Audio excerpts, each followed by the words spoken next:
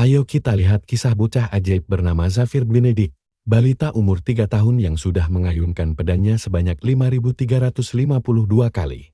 Ibunya yang kelihatannya hamil lagi, menyuruhnya istirahat karena dia masih masa pertumbuhan. Tapi bocah ini sangat fokus, katanya dia ingin menyempurnakan tebasan mautnya. Ayahnya bilang mending latihan daripada main tanah di luar, ada benernya sih.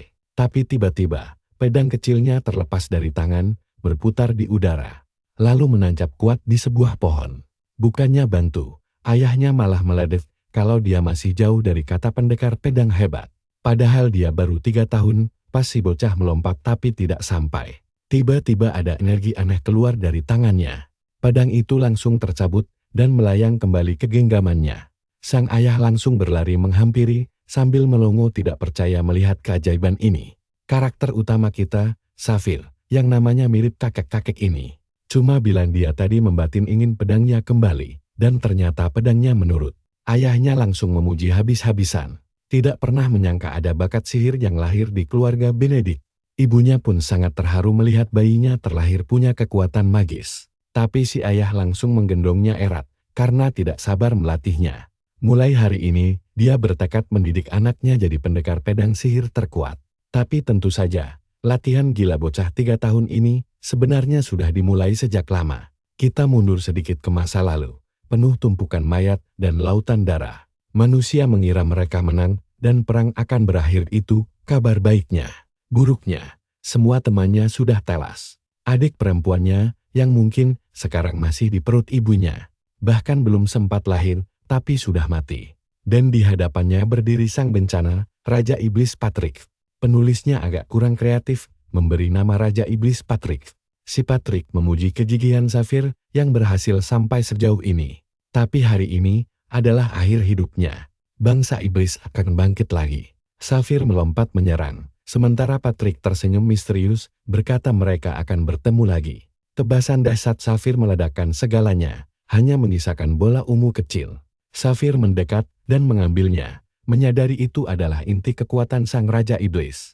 Jika dihancurkan sekarang, makhluk mengerikan itu tidak akan pernah bisa bangkit lagi. Tapi sialnya benda itu malah mau meledak. Xavier panik karena tidak ada yang bisa menahan ledakan sihir ini. Ya iyalah, kalau semuanya sudah mati, siapa juga yang mau melindungimu? Kalian tahu tidak, dia berpikir andai punya sedikit sihir dia pasti menang.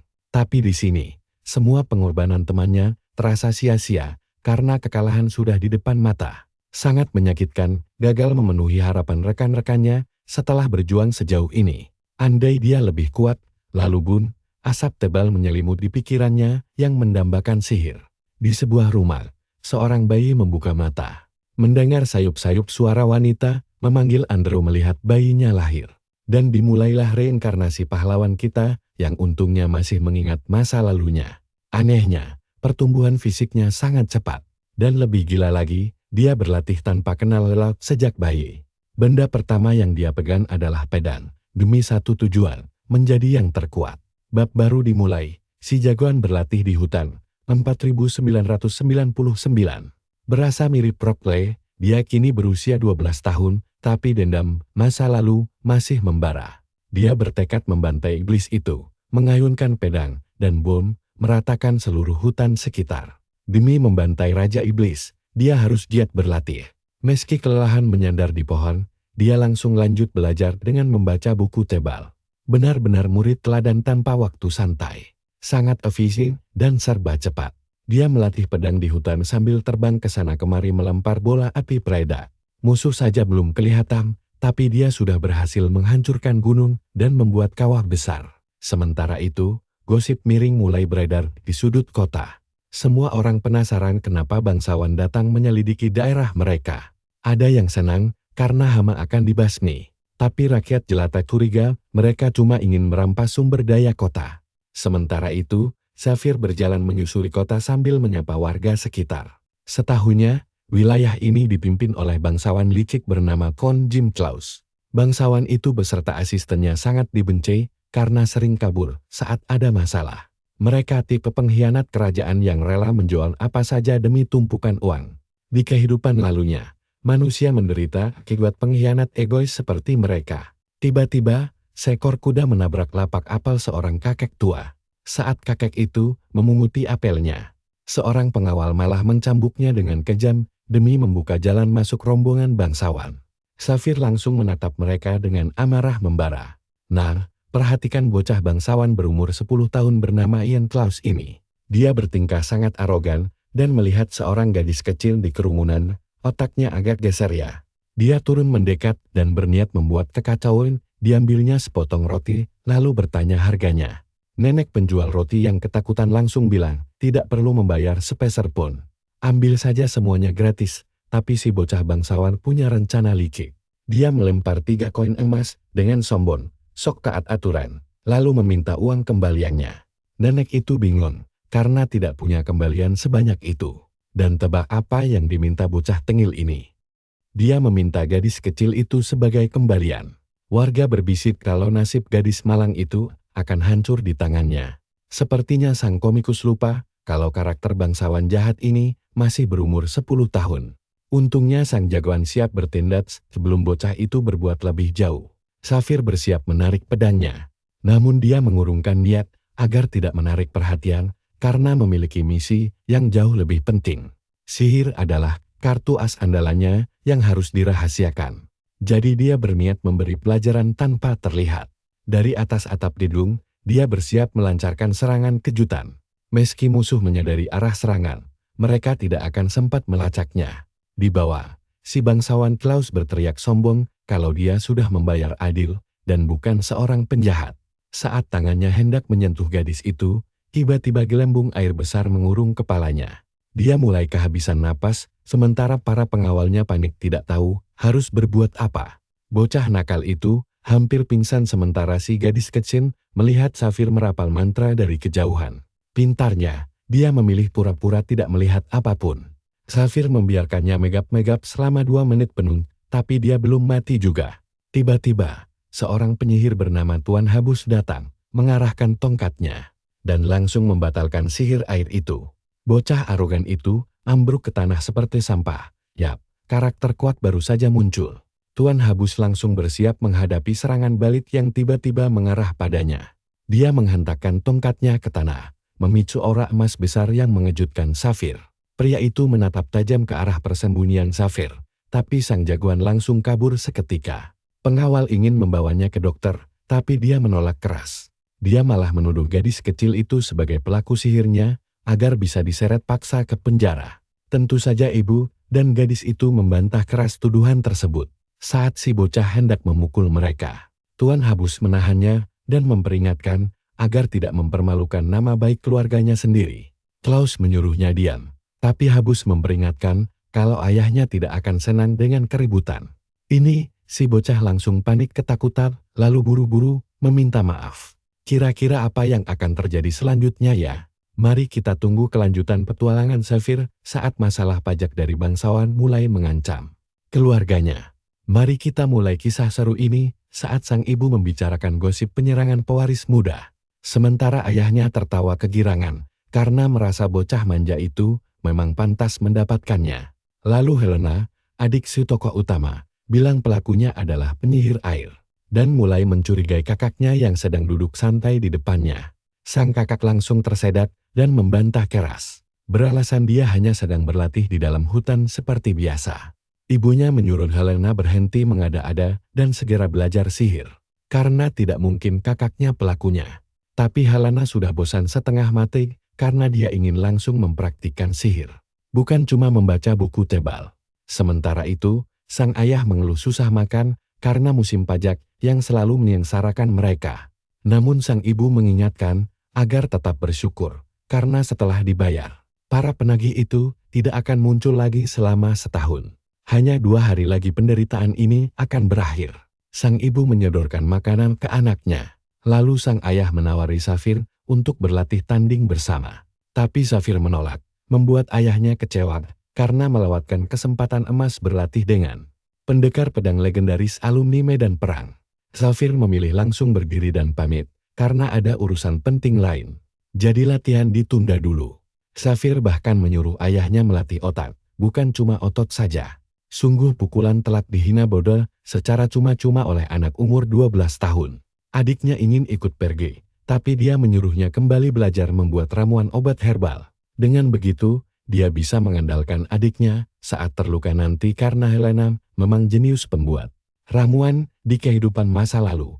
Pada usia 16 tahun, dia sudah menjadi salah satu produsen ramuan terbaik di dunia. Namun saat Xavier terjebak 2 tahun di garis depan melawan iblis, gerombolan monster menyerang rumah mereka dan menghabisi nyawa Helena tanpa sisa. Padahal saat itu, dia hampir menyelesaikan ramuan penawar racun Volado, sejenis penyakit mengerikan yang mewabah dan membunuh sepertiga populasi kastil tulang. Itulah alasan mengapa di kehidupan kali ini, dia harus dilindungi dengan segala cara. Sedangkan di kota, si bodoh Klaus mendapat tamparan keras di wajahnya. Pelakunya adalah ayahnya sendiri yang sangat tidak peduli. Dia memukulnya lagi sambil menyuruhnya diam. Lalu bertanya apakah benar Klaus telah bersikap kurang ajar kepada Tuan Habus. Tunggu, ayah memukulku hanya demi seorang pengawal. Tapi pria tua itu justru mengatainya aib keluarga yang tidak paham pengorbanan demi mempertahankan status bangsawan. Klaus menjawab itu tidak penting karena dia punya banyak pengawal dan hak istimewa.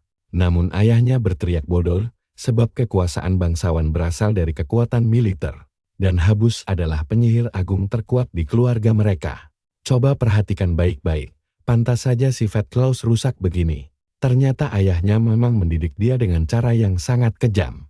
Dia bahkan tega bilang kalau anak bisa selalu diganti dengan menghamili wanita lain agar bayi baru lahir. Klaus pun langsung lari sambil menangis senggukan. Karena tidak mungkin ada anak yang bisa tumbuh normal dengan ayah seperti itu. Ayahnya tidak peduli dan yakin sang anak akan merenungi ucapannya.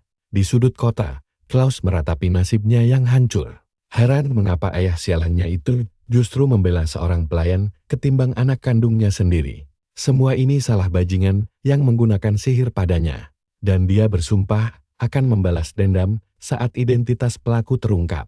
Sementara itu, di sudut lain kota, di bawah langit senja yang indah, tampak seorang gadis kecil yang manis. Gadis itu Cecily, teman sang tokoh utama. Saat ditanya keperluannya, Cecily berterima kasih atas kejadian tadi. Membuat Xavier salah tingkah karena merasa tidak berbuat apa-apa. Cecily tersenyum lalu menyodorkan sekantong buah kecil. Sadarlah Xavier kalau rahasianya sudah terbongkar. Karena Cecily tahu dia hebat dalam ilmu pedang dan sihir. Namun Cecily memintanya untuk santai saja. Cecily berjanji merahasiakannya asal Xavier mau memamerkan kekuatannya. Xavier mencoba berpura-pura tidak punya kemampuan apa-apa. Tapi trik itu sama sekali tidak mempan di depan Cecily. Hebat sekali, semua orang dari masa depan memang gila. Teman masa kecilnya ini dulunya adalah rekan seperjuangan di garis depan selama bertahun-tahun. Seorang pendekar pedang jenius berintuisi tajam yang tewas dibunuh bangsa Surya sebelum perang usai. Ternyata dia baru saja mati, lalu langsung bereinkarnasi secepat ini. Sekarang dia malah mengajak Xavier bersekongkol sambil tersipu malu. Membuat wajah sang pahlawan memerah karena tanggung. Xavier akhirnya setuju asal latihan dilakukan jauh dari perkotaan. Malam tiba, dan terlihat Klaus sedang memukul pohon karena kemarahannya terus meluap setiap mengingat kejadian siang tadi. Bocah ingusan itu tidak mungkin sekuat itu. Tapi kenapa ayahnya justru memihak pengawal sialan itu? Tentu saja tangannya kesakitan karena dia hanyalah anak kecil biasa. Bocah ini tidak pernah sekalipun memegang pedang atau berlatih keras sepanjang hidupnya. Namun dia terus mengamuk sambil mengutuk sang ayah yang dinilai tidak peduli padanya. Tapi tiba-tiba ada sesuatu yang menginjak punggungnya dari belakang. Ternyata sesosok penyihir hutan bermata besar sudah bersiap untuk menghabisinya. Klaus menoleh ke belakang. Namun serangan makhluk itu hampir saja meremukkannya. Dia tersungkur ke tanah layaknya orang bodoh. Lalu berbalik dan melihat monster raksasa berliur tepat di depan matanya. Kalian pasti tahu, rasanya terjepit. Dia berteriak minta tolong sebelum tiba-tiba kerahnya ditarik dan tubuhnya dilempar keras ke dinding. Kini sang protagonis berhadapan langsung dengan monster itu. Membuat Klaus kebingungan, apakah anak kecil ini baru saja menyelamatkannya. Xavier mengertakkan gigi dan bersumpah bahwa binatang buas itu tidak akan pulang dengan selamat hari ini. Namun dalam hatinya, dia sadar mereka berada di pinggir hutan dan tidak akan ada bala bantuan yang datang Hal itulah yang membuatnya heran, mengapa makhluk seperti ini bisa berkeliaran bebas di sini. Mengapa ada monster sedekat ini dengan kota? Hal ini hanya mungkin terjadi jika pasukan iblis sudah mulai bergerak lagi. Monster itu tiba-tiba meraung kencang, melompat, dan melayangkan tamparan raksasa ke arah Zafir. Zafir melompat mundur untuk menghindar lalu menyelinap ke kanan monster, memicu baku hantam epik layaknya pertarungan gaya Dragon Ball. Masalahnya, senjata biasa yang ia gunakan tidak mampu menembus kulit keras binatang ajaib ini. Berkat hasil latihannya, dia tidak langsung kalah telak sampai akhirnya dadanya terhantam dan terpental ke belakang. Cecily dan Klaus hanya bisa terpaku menyaksikan dari belakang. Sementara Zafir bingung karena tidak bisa memakai sihir di depan si anak manja. Dia bisa mempercayai Cecily, tapi si bangsawan bodoh itu pasti akan membocorkannya. Jadi satu-satunya cara adalah menghabisi makhluk ini tanpa sihir, yang pastinya sangat sulit. Tapi dia meyakinkan dirinya untuk tidak gentar. Jika memang dia ditakdirkan untuk membantai Raja Iblis kelak, dia tidak boleh takut pada Keroklo seperti ini. Dia pun kembali menerjang maju, yakin sanggup menumbangkan monster ini tanpa bantuan sihir sedikit pun. Meskipun ini duel pertamanya melawan monster di kehidupan baru, dia sudah membantai ribuan monster di masa lalunya. Dia langsung berlari lurus, berbelok cepat ke kiri untuk menyelinap di bawah ketiak monster karena sangat paham kelemahan mereka. Saat menunduk melewati lengan tersebut, dia mendaratkan tebasan maut yang membelah tanah sekaligus merobek dada si monster.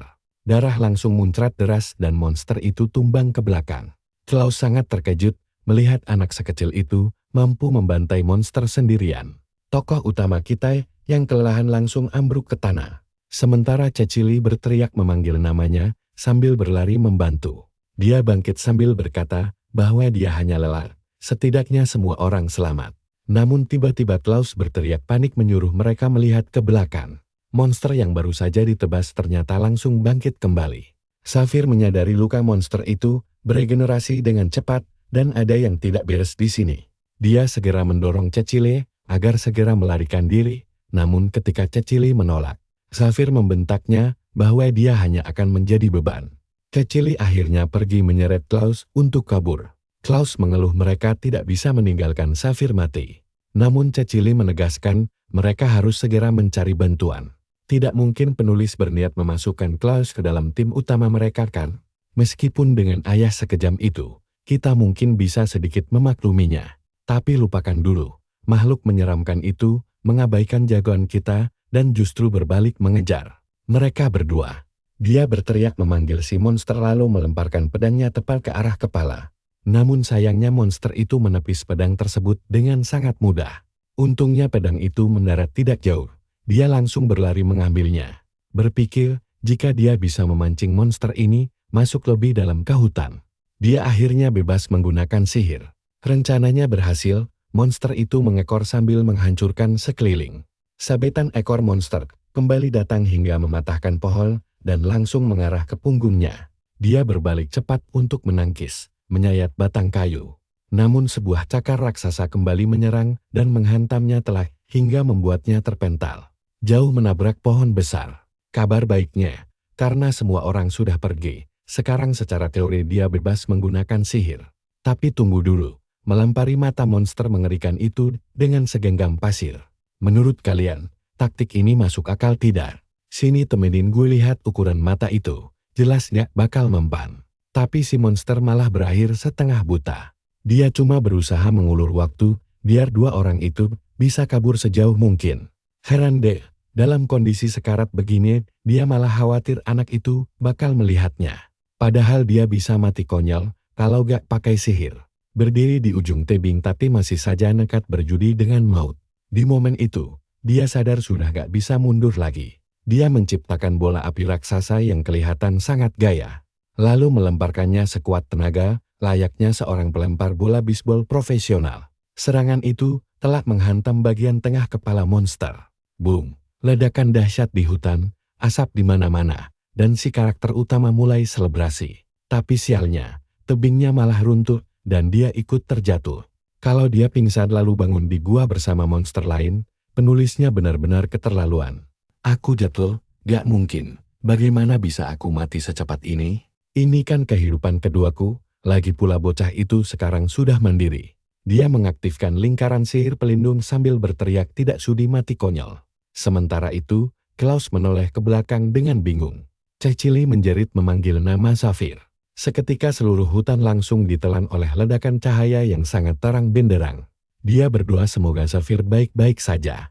Lalu layar memperlihatkan sosok yang mirip karakter utama masa depan di tengah kawah. Oh, ternyata salah. Itu dia waktu kecil yang sedang melihat masa lalunya. Dia memandang sedih, karena melihat semua orang tergeletak tidak bernyawa di tanah. Bocah itu menyadari kalau kilasan masa lalu sedang berputar di matanya. Sepertinya kali ini dia benar-benar tewas. Setelah seumur hidup bertarung melawan Raja Iblis dan berhasil reinkarnasi. Kesempatan kedua ini malah hancur berantakan di akhir, tapi dia menolak menyerah. Apapun yang terjadi, dia bersumpah akan melindungi semua orang di dunia ini. Kembali ke hutan, punggungmu sampai membuat kawah besar di tanah. Tapi kamu masih memaksa untuk berdiri. Sumpah, aura karakter utama di adegan ini benar-benar terasa sangat kuat. Dia bangkit berdiri, mencoba mencari tahu keberadaannya, dan memastikan apakah dia masih hidup. Kepalanya luar biasa pening, dan ngerinya, ada pecahan tulang menembus keluar dari kakinya. Gambaran ilustratornya sadis banget. Jarang-jarang ada detail sengeri ini. Nah, perhatikan baik-baik, si karakter utama langsung bergaya ala dokter beda. Mendorong tulangnya masuk dan menutup kulitnya kembali. Beres, mari kita main bola sekarang. Tapi mendadak dia merasa ada panggilan misterius. Partikel cahaya aneh tampak menuntun jalannya. Masalahnya, dia malah ambruk terlentang lagi karena benar-benar kehabisan tenaga dan kelaparan. Dia melirik ke samping, sempat berpikir untuk memakan daging monster panggang hasil buruannya. Tapi urung, karena tahu risikonya. Daging monster liar seperti itu jelas tidak aman dikonsumsi manusia, karena bisa bikin keracunan. 3 hari berlalu dan dia sama sekali tidak bergeser dari sana. Jadi ya, rencana main bolanya batal total. Dia kelaparan setengah mati, dan merasa ajalnya sudah dekat. Makanya kawan, pakai tanganmu, merangkaklah mendekat dan makan saja monster itu. Butuh waktu 72 jam hanya untuk melakukan hal itu. Paling sial pun cuma mati, yang sebenarnya sudah pasti terjadi kalau dia cuma diam di sana. Jadi pilihan terbaik adalah bergerak. Matematika sederhanakan. Dia sangat kesal karena harus bergantung pada daging monster untuk bertahan hidup. Dia menarik napas dalam-dalam, mengumpulkan keberanian, lalu mulai menggigitnya. Dia bertekad melakukan apa saja demi bertahan hidup dan langsung melahap daging itu dengan rakus. Sampai kenyang, di adegan berikutnya, dia terlihat berjalan menggunakan tongkat kayu. Kaki yang tulangnya sempat keluar tadi masih belum sembuh total. Membuat dia terus berjalan pincang dan tersandung layaknya orang bodoh. Dan komedi konyol begini yang paling seru dilihat. Kalau kalian menggambar kaki anak kecil sampai tulangnya mencuat, tolonglah jangan bikin dia langsung bisa berlari kencang di bab berikutnya. Saat dia sedang terpincang-pincang, sesosok bayangan anggun muncul di belakangnya dan bertanya, apakah kakinya sakit? Dia berbalik dan bertanya siapa di sana. Suara dari balik cahaya itu memperingatkan, jika lukanya tidak segera diobati, infeksi akan membunuhnya. Dia menyuruh si anak mendekat agar bisa disembuhkan. Karena ini satu-satunya kesempatan untuk keluar hidup-hidup dari tempat mengerikan ini. Karakter utama kita mengenali area ini sebagai jurang maut, wilayah dengan kepadatan mana yang sangat tidak masuk akal. Dia benar-benar bingung bagaimana bisa terdampar di tempat asing seperti ini. Cahaya itu terus menyuruhnya mengikuti petunjuk, atau jika dia memilih berdiam diri dan mati, silakan saja. Dia langsung kesal dan yakin kalau sosok yang menantinya punya kepribadian yang sangat menyebalkan. Namun dia tetap mengikuti jalur yang ditunjukkan oleh energi misterius tersebut. Dia menerobos semak-semak, melindungi matanya dari silau cahaya, hingga akhirnya menabrak sebuah patung marmer berlekuk indah. Kalian juga pasti heran kan? Dia bertanya, apa dia sedang berbicara dengan patung? Dan patung itu membenarkannya, dia adalah Dewi World, pengelola akar pohon dunia. Si karakter utama kaget mengetahui dewa ternyata benar-benar ada. Serius Der, kamu sudah hidup satu masa, tapi baru tahu hal itu sekarang? Tiba-tiba pancaran energi muncul dari balik patung dan mulai menyelimuti kaki bocah itu dengan hangat. Seketika tubuhnya beregenerasi dan patung itu berubah hidup.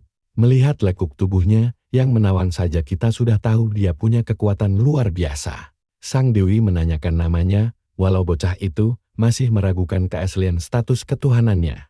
Masa orang sekuat itu bahkan tidak tahu namanya? Sang Dewi langsung mencubit wajahnya kesal, menegaskan kalau dia punya kekuatan, tapi bukan berarti tahu segala hal di dunia ini. Wajahnya memerah padam saat bertanya kenapa dia diabaikan di sini. Sang Dewi menjelaskan kalau pohon kehidupan telah diracuni tanpa diketahui penyebabnya oleh para Dewi Takdir. Sekarang dia terjebak merawat akar pohon agar tidak mati. Sementara saudara-saudaranya bersenang-senang di bawah sinar matahari. Nasibnya bahkan lebih buruk daripada goblin pekerja paksa. Karakter utama kita mengaku pernah mendengar tentang pohon dunia tersebut. Kabarnya pohon itu menghubungkan surga, dunia manusia, dan dunia bawah tanah.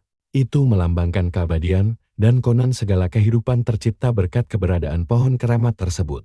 Sang Dewi senang karena bocah itu tahu dasar-dasarnya.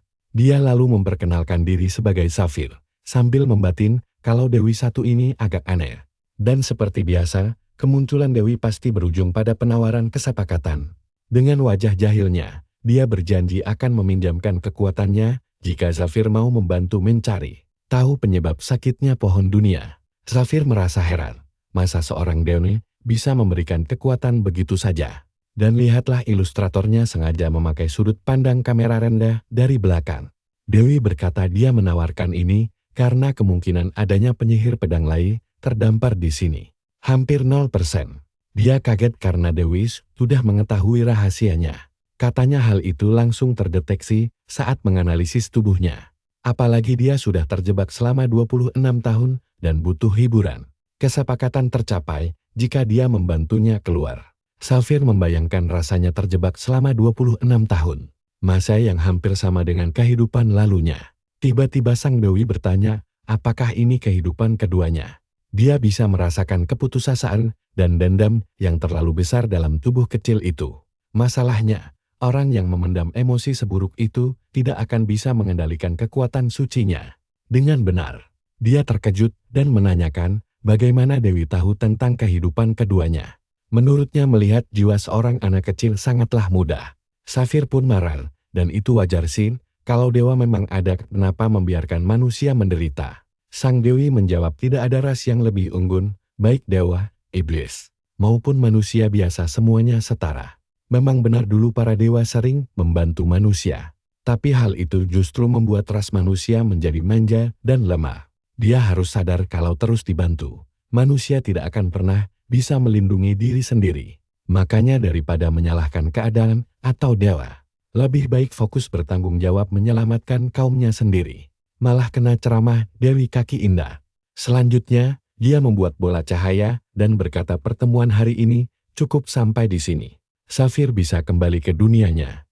Namun menguasai kekuatan baru ini tidak akan mudah dan Sang Dewi tidak punya waktu untuk mengajarinya langsung. Di dalam bola cahaya itu tersimpan pengetahuan dasar yang ia butuhkan.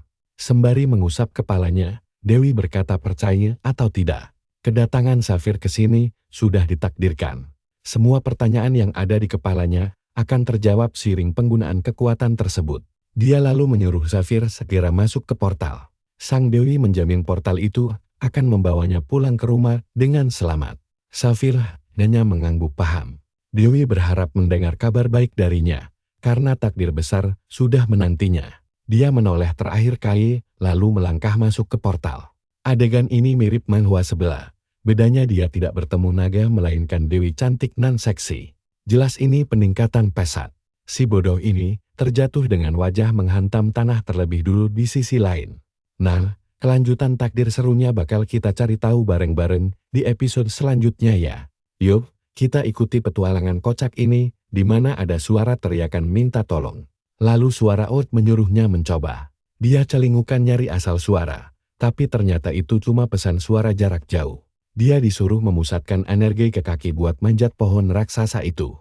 Dia mengeluh tidak bisa manjat pohon sebesar itu. Padahal dia baru saja membantai iblis pakai pedang, masa manjat pohon saja tidak bisa. Tapi kalau dipikir-pikir, itu bukan manjat biasa sih, melainkan sekali lompat super tinggi, tanpa perlu merayap lewat dahan pohon. Seketika dia sudah sampai di puncak sambil limbung, tapi dia akui ini sangat mudah. Badannya terasa sangat ringan, dan Oud menjelaskan bahwa fisik serta penglihatannya sekarang jadi jauh lebih tajam. Oud menyuruhnya mencoba kemampuan itu. Saat memandang ke kejauhan, dia melihat seorang anak perempuan tersesat sedang dikepung 3 pria berbadan besar yang berniat jahat di tengah hutan. Karakter utama kita berterima kasih karena preman itu cocok buat latihan. Detik berikutnya dia sudah berada tepat di atas mereka. Cara tercepat adalah mengincar bosnya dulu dari arah belakang. Kirain preman itu bakal menghindar, ternyata tidak sama sekali. Leher belakangnya langsung ditebas hingga terpental menabrak pohon terdekat. Teman-temannya langsung panik dan kebingungan melihat kedatangan bocah ini. Karakter utama kita beraksi lagi dengan melempar batu tepat ke mulut musuh berikutnya. Preman itu kesakitan menutupi wajahnya, membuat temannya yang tersisa panik menanyakan apa yang terjadi. Pria itu menatap tajam dan menanyakan identitasnya, tapi si bocah malas menjelaskan hal itu. Dan jujur saja, ilustratornya agak berlebihan menggambar proporsi karakter ini. Hidung si rambut merah itu besar sekali. Dia sangat murka dan menyuruh saudara-saudaranya menyerang. Mereka saling melirik lalu maju bersamaan. Karakter utama cuma tersenyum dan tebasan pedang musuh meleset total. Dalam sekejap dia sudah di belakang musuh lainnya. Pukulan telat menghantam tulang belakangnya hingga terpental menabrak pohon. Detik berikutnya. Dia merebut pedang yang melayang. Lalu menodongkannya tepat ke wajah si rambut merah agar menyerahkan semua barang berharga. Preman itu langsung gemetaran menyodorkan sekantung emas dan memohon ampun. Si bocah kemudian menyuruh mereka meminta maaf pada gadis kecil itu sambil melempar kantong uangnya. Si rambut merah mengucapkan terima kasih atas kebaikannya. Preman itu memelas bahwa dia punya keluarga yang harus dinafkahi. Tapi si bocah menjawab sudah terlambat membahas hal itu. Dia menyerang dari belakang dan astaga, kakinya buntung. Sebentar, kalian pasti mikir yang sama kayak aku kan? Ternyata cuma disayat di bagian belakang lutut sampai dia pincang. Si bocah merasa sudah cukup baik karena tidak membunuh mereka. Jujur kalau aku jadi dia, preman itu sudah kuisi. Pilihannya cuma habisi sekalian atau biarkan saja. Karena sekarang dia pasti bakal dendam seumur hidup. Lalu adegan berganti ke suasana malam klasik. Dia menanyakan keadaan si gadis kecil dan mengajaknya pulang. Anak itu sangat berterima kasih lalu mengeluarkan sihir penyembuh berwarna hijau. Pasti sebentar lagi dia bergumam tidak menyangka gadis ini adalah penyembuh legendaris yang tewas di tangan iblis saat anak itu memanggilnya kakak. Dia kagum betapa langkanya penyembuh alami di dunia ini. Tiba-tiba terdengar teriakan dari kejauhan menyuruh pasukan mengepung area ini. Menyadari bahaya mendekat, karakter utama kita tidak mau ambil risiko lagi. Dia menarik tangan gadis itu lalu berlari kencang karena dia terlalu berharga untuk direbut orang. Lain mereka menerobos semak-semak hutan, melompati air terjun, merapal sihir perlindungan. Hingga malam pun akhirnya tiba. Kalian juga ngerasa familiar kan? Kejadian ini mirip banget kayak awal mula cerita manhwa The Beginning After the End. Menyelamatkan gadis piran di hutan. Kalau dia sampai ikut ke kerajaannya, aku pasrah deh. Saat ditanya, dia mengaku bernama Zafir, bocah 12 tahun bernama Zafir. Namanya adalah Tivana Roman. Dan anehnya dia malah memanggilnya Roman. Terdengar seperti nama laki-laki tapi ya sudahlah. Begitu mendengar nama keluarganya, si bocah langsung tertegun mendengar marga Roman. Dia bertanya, apa dia punya saudara laki-laki? Dan jawabannya iya. Karakter utama membatin betapa malangnya Carlin yang menghabiskan hidup mencari adiknya. Dan kini dia malah menemukannya di tempat terpencil. Sebentar, aku agak bingung. Carlin selalu mencemaskan keadaan adiknya selama ini. Dan karakter utama kita meyakinkan diri bahwa sekarang kondisi Tivana sudah aman. Dia mengusap kepalanya dan berjanji akan mengantarnya pulang dengan selamat. Menemukan bocah ini benar-benar sebuah keberuntungan. Malam pun larut, gadis itu tertidur lelap selagi dia berbincang dengan Erd. Dia ingin mempelajari kekuatannya lebih dalam, karena sosok Erd ini sebenarnya hanyalah sisa kesadaran yang ditinggalkan untuk membimbingnya menguasai sihir. Erd menyuruhnya memegang belati dan mengalirkan mana secara alami, bukan sekadar memusatkannya. Karena senjata ini berukuran kecil, prosesnya jauh lebih mudah. Saat belati itu digenggam, pancaran energi biru langsung menyelimuti bilahnya. Dia akan diajarkan sihir elemen bayangan. Caranya, dengan memadatkan mana sebanyak mungkin di ujung belati hingga membentuk seperti mata anak panah.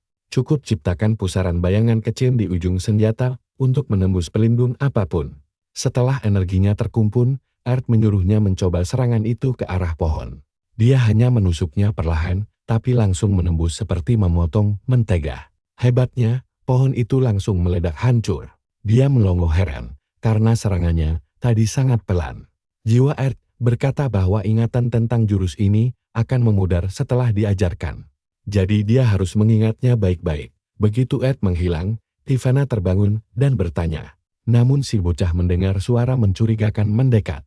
Dia langsung menggendong Tivana dan menyuruhnya diam. Dia memanjat pohon dengan cepat, menyembunyikannya di dahan atas. Lalu mengintip ke bawah melihat segerombolan bandit datang mendekat. Si rambut merah yakin mendengar suara bising dari arah sini. Begitu melihat pohon yang hancur lebur, mereka mengira ada yang memasang bom. Artinya target penyembuh mereka ada di sekitar sini. Rekannya bertanya, bagaimana dia tahu? Dan dia menjawab aura si gadis masih terasa di tanah yang masih hangat bekas ditiduri. Analisisnya tajam sekali, sampai membuat karakter utama kita merinding. Sang ketua menyuruh Jimmy melacak keberadaan mereka, dan dia langsung menyanggupinya. Dia mengaktifkan sihir pelacak emas yang mengarah ke atas pohon.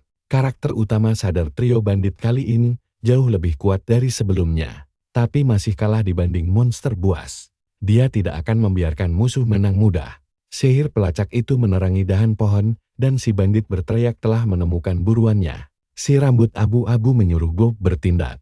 Pria berisik itu langsung bersemangat ingin menjatuhkan mereka berdua. Kesempatan bagus, karena pertahanan mereka mulai terpisah. Bob berdiri di depan pohon, dan mengancam akan merobohkannya jika mereka tidak mau turun. Tebasan kapak pertamanya membuat pohon berguncang keras selagi dia berteriak menyuruh mereka keluar. Si bocah tersenyum puas karena rencananya berjalan mulus.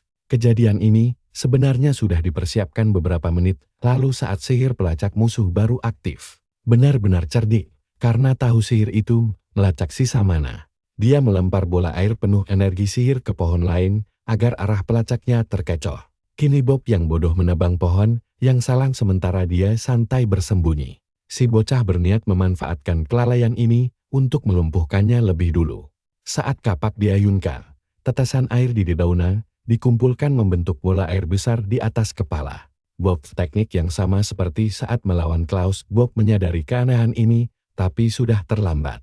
Dan disinilah kita melihat akhir konyol si Bob yang terperangkap bola air sampai sesak napas dan mengayunkan kapaknya dengan membabi buta. Biar ku perlihatkan pertarungan kocak tapi epik ini, dengerin baik-baik. Dia melempar pisau belati ke si gendut, tembus begitu saja dan terus melaju. Kupikir temannya dekat. Ternyata mereka cuma mendengar suara patahan dari kejauhan. Salah satu dari mereka merasa ada yang aneh, karena suara tebasan kapak mendadak hilang. Mungkin target buruan mereka bisa memakai sihir. Kata bosnya, kalau itu benar, si Bob pasti sudah tamat. Lagian kenapa juga mesti mencar? Sengaja biar mati sendirian ya? Kayaknya sih begitu. Mereka menemukan pohon setengah ditebang, tanahnya basah kuyup, tapi jasad Bob hilang. Si jenius membuat deduksi kocak. Tanahnya basah padahal tidak hujan. Pasti karena sihir, dan apa yang dia lakukan? Malah disentuh dong. Detik berikutnya dia tersetrum hebat, badannya kejang-kejang, lalu tumbang ke belakang. Akhirnya ternyata sudah diracuni. Si bos menyuruh mereka waspada. Tiba-tiba dua batu melayang ke arah anak buahnya, dan hampir menelan korban lagi. Satu batu mengarah ke si bos, tapi dia menembakkan bola api kecil, dan meledakkannya di udara. Melihat arah serangan tadi, si bos menduga mereka sedang dikepung banyak musuh. Karakter utama kita tetap bersembunyi, sambil membatin bagus, jadi si botak ini adalah penyihir api. Saat si bos menyuruh anak buahnya merapat, agar tidak jadi mangsa empuk. Karakter utama kita cuma berpikir ini sudah terlambat. Mereka panik luar biasa, karena tanpa Jimmy sang pelacak, mereka buta arah mencari musuh. Bagaimana cara mereka menghadapi kekacauan ini? Si bos langsung membuat bola api besar, dan berkata simpel saja. Kalau tikus-tikus itu tidak mau keluar, bakar saja seluruh hutannya. Seketika karakter utama kita melangkah keluar sambil menyapa, dan menyuruh mereka menunggu. Si bos bingung kenapa ada anak kecil di sini. Karakter utama mengaku sebagai pengumpul tanaman obat yang tidak tahu apa-apa tentang keributan ini. Mereka tidak percaya begitu saja dan melarangnya pergi. Karakter utama pura-pura bingung. Mereka menuduhnya telah membunuh orang, tapi dia membela diri bahwa dia cuma anak kecil. Apa mereka sudah gila? Tapi kalau mereka memang mencari seseorang. Dia mengaku sempat melihat ada orang lewat dan bisa memberi petunjuk arahnya. Si bos berterima kasih dan berjanji akan merekrutnya jika infonya bagus. Tapi si bocah menolak karena tidak tertarik. Katanya ayah ibunya sedang menunggu di rumah, tapi perhatikan ini. Si bos tiba-tiba melempar bola api ke arahnya. Serangan itu menghancurkan sekeliling, tapi si bos malah terkejut sendiri. Si bocah menghilang dan tahu-tahu sudah ada di belakang dua anak buahnya. Karena melawan penyihir api langsung agak merepotkan. Dia berniat membuat situasi 1 lawan 1. Dia mengurung kedua anak buah tadi dalam bola air untuk menghentikan napas mereka. Lalu si bos api malah menembakkan api untuk mencairkan airnya. Karakter utama menyindir bahwa semua penyihir api punya sifat sama, emosian, dan berotak tumpul. Kedua korban pun pingsan kelelahan. Intinya dia malah memanggang anak buahnya sendiri sampai matang di tempat. Dan si bocah kembali mengejek. Kalau semua penyihir api memang bodohnya sama saja. Penyihir api yang tidak sabaran itulah langsung menyerang dengan pukulan membara sementara karakter utama kita cuma tersenyum. Dia menghindar santai ke kiri, lalu berlari mengambil pedang yang tergeletak di tanah, membuat si bos kebingungan. Apa anak ini benar-benar mau bertarung memakai ilmu pedang?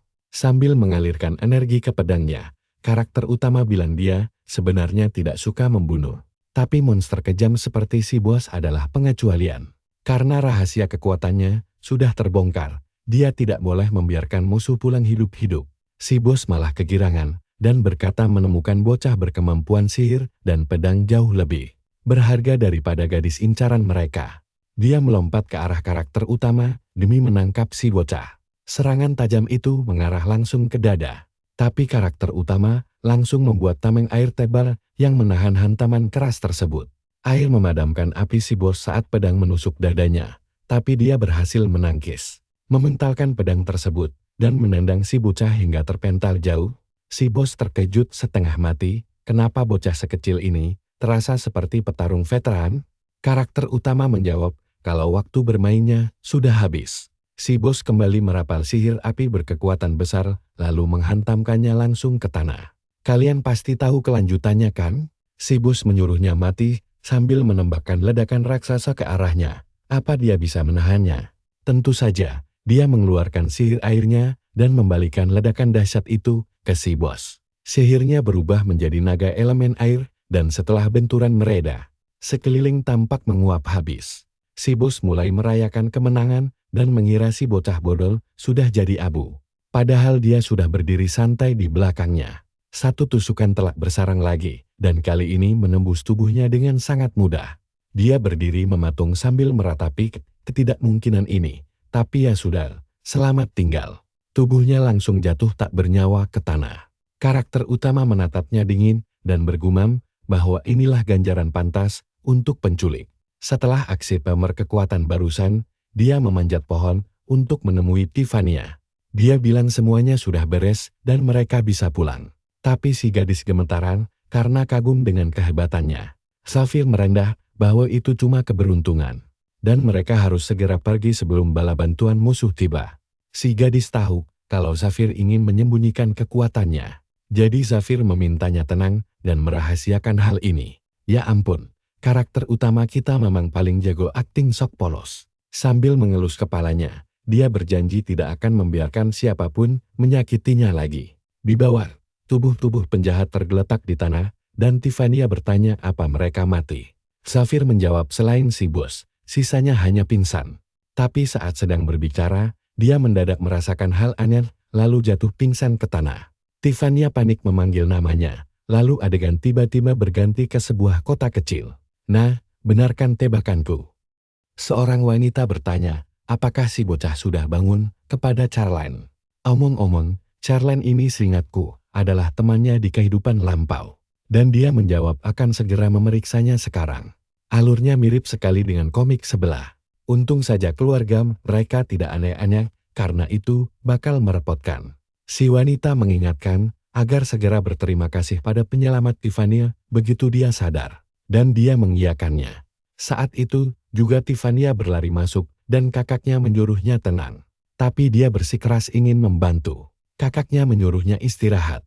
Tapi dia menolak karena menganggap kakaknya sudah bekerja terlalu keras. Dia ingin berguna karena merasa tubuhnya sudah pulih total. Sang kakak menjawab masalah utamanya bukan karena dia terluka, tapi karena dia nekat pergi keluar desa. Tiffany meminta maaf dan berjanji tidak akan mengulanginya. Charlene tidak menghiraukannya dan memilih langsung memeriksa keadaan si bocah. Dia membuka pintu kamar, dan pada saat yang sama sebuah tangan besar mendadak melesat keluar, mengarah tepat ke wajahnya. Tiffany berteriak menyuruhnya berhenti, hingga mereka berdua berdiri saling berhadapan dalam kebingungan. Karakter utama sempat mengira itu musuh, sebelum akhirnya dia mengenali siapa pria di hadapannya. Adegan berikutnya memperlihatkan mereka sedang makan bersama, dan Charlene mempersilakan si bocah makan sepuasnya tanpa terburu-buru. Tiffany heran bocah gempal ini bisa makan lahap sekali sampai menepuk perutnya yang kenyang. Lalu Charlene mengomentari aksen bicaranya dan menanyakan asal-usulnya. Karakter utama mengungkapkan bahwa dia tinggal di Anzov, kota kecil di bawah wilayah kekuasaan Castilbon. Charlene kaget setengah mati karena Castilbon berjarak 3 hari perjalanan dari sini. Bagaimana bisa dia sampai kemari? Karakter utama bilang ceritanya panjang, lalu mulai menjelaskan kronologi lengkapnya. Charlene terkejut mendengar kabar bahwa ada monster sihir berkeliaran di hutan sekitar. Karakter utama sebenarnya tidak ingin menakutinya, tapi informasi ini penting diketahui sebelum terlambat. Charlene menyarankan untuk segera mengantar si bocah pulang, karena orang tuanya pasti sangat cemas memikirkan dia dimakan monster sihir. Karakter utama agak bingung saat tahu Charlene mau ikut mengantarnya, tapi Charlene bersikeras. Sebagai orang dewasa, dia tidak tega membiarkan anak sekecil itu melakukan perjalanan berbahaya sendirian lagi. Tiffany mencoba meyakinkan kakaknya kalau Safir sangat kuat dan mungkin tidak butuh pengawalan. Namun seperti biasa, adegan elus wajah Tiffany selalu ada di setiap bab, dan sang kakak menasihati bahwa mereka masih anak-anak yang harus belajar mengandalkan orang di sekitar. Tiffany bertanya apakah boleh ikut, dan kakaknya langsung mengizinkannya begitu saja. Padahal lebih baik dilarang saja, agar dia aman di rumah, dan tidak memicu masalah baru yang memaksa. Karakter utama membongkar rahasianya. Karakter utama melihat Charlene tetap menjadi sosok yang bisa diandalkan seperti dulu. Dan Tiffany tampak bersemangat sekali, percayalah. Dia seperti tidak sabar diculik lagi demi kelangsungan plot cerita kita ini.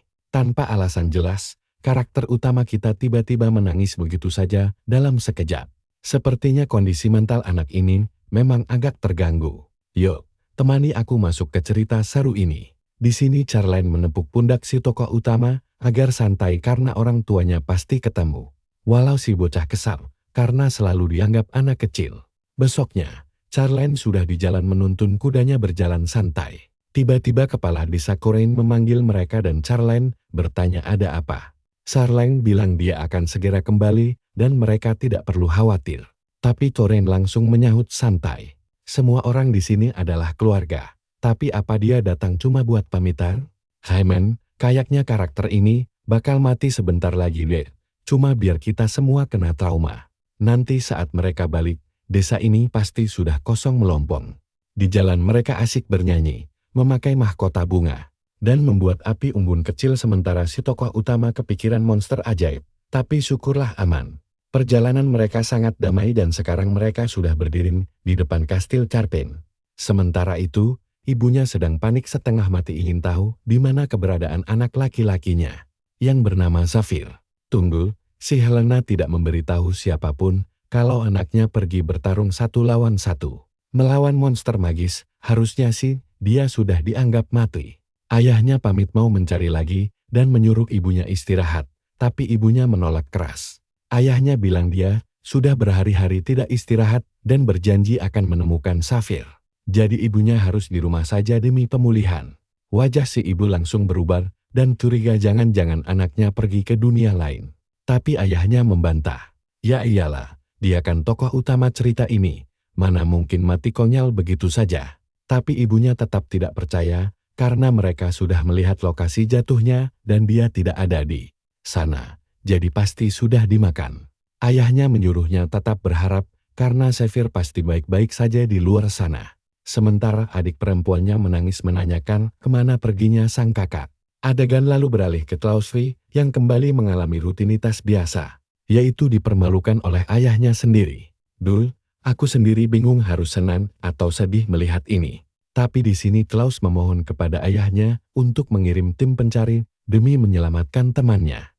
Namun sang ayah, yang duduk dikelilingi asap rokok, berkata tidak ada untungnya menyelamatkan bocah asing tidak jelas. Klaus menegaskan kalau bocah itu sudah menyelamatkan nyawanya. Tapi yang alasan begitu mana mempan bagi bapak tidak punya hati ini. Bapaknya langsung murka melihat anak laki-lakinya berlutut demi orang biasa seperti itu. Sekarang situasi memanas. Ayahnya menjambat Klaus sambil berteriak kalau dia adalah seorang bangsawan yang tidak boleh mempermalukan diri di depan rakyat jelata. Nah, perhatikan baik-baik bagian ini, karena si bapak makin gila. Dia bilang di dunia ini cuma ada bangsawan dan rakyat jelata yang bertugas memberi makan mereka. Lalu dia melempar anaknya ke tanah agar tunduk pada aturan. Dia harus menuruti semua perintahnya tanpa bantahan. Bapak satu ini jelas-jelas bipolar parah. Narasi lalu menjelaskan kalau pada saat itulah Klaus merasakan ketidaknyamanan yang sangat mendalam. Mungkin ini bukan kehidupan yang dia inginkan selama ini. Dia bertekad untuk mencari tahu apa yang benar. Tapi ayolah, di bab sebelumnya dia mencoba membeli gadis seharga 3 koin emas. Lalu sekarang kita disuruh bersimpati kepadanya. Wahai Eucol, sebenarnya apa maumu? Di adegan berikutnya, Tiffania terlihat sangat gembira saat membuka jendela dan melihat sekumpulan burung kecil sedang berkicau riang. Kakaknya bertanya apa yang sedang dia lihat. Lalu Tiffania menjawab burung-burung itu sedang bermain. Namun sang kakak menjelaskan kalau mereka tidak sedang bermain, melainkan saling menjaga satu sama lain agar hubungan mereka bisa semakin erat. Tiffania paham cara mendekatkan diri seperti itu, yang artinya dia pasti bakal mencoba trik ini kepada si tokoh utama nanti. Tepat saat itu, si tokoh utama datang dan pamit mau pergi ke toko. Tiffania bertanya untuk apa, dan dia menjawab ingin membeli baju baru, karena pakaian lamanya sudah compang-camping mirip pengemis. Charlene malah menawarkan baju miliknya dengan gaya bapak-bapak yang super padi.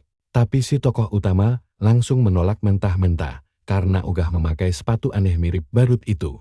Bab berikutnya memperlihatkan si tokoh utama berjalan sendirian di hutan sambil berbisik kepada Erd.